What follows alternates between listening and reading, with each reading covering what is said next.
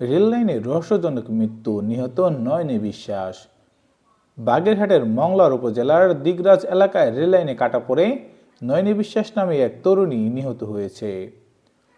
9 জানুয়ারি শুক্রবার দুপুর 1:15টার দিকে বিদ্যারবাহন রেললাইনে এই দুর্ঘটনা ঘটে। নিহত নয়নি বিশ্বাস মংলার পৌর শহরের রিগনপাড়া এলাকার দীনেশ বিশ্বাসের মেয়ে। পুলিশ জানায়, বেনাপোল থেকে ছেড়ে আসা মংলার কমিউটার ট্রেনটি মংলা বন্দরের দিকে যাওয়ার সময় দিগরাজ এলাকায় পৌঁছালে এই দুর্ঘটনা ঘটে।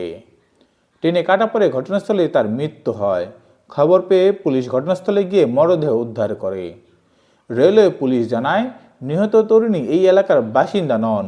কী কারণে তিনি সেখানে এসেছেন তা তদন্ত করা হচ্ছে। পুলিশ আরও জানান, এটি দুর্ঘটনা নাকি আত্মহত্যা তা এখনও নিশ্চিত নয়। বিষয়টি খতিয়ে দেখে আইনগত ব্যবস্থা নেওয়া হবে বলে জানান তিনি।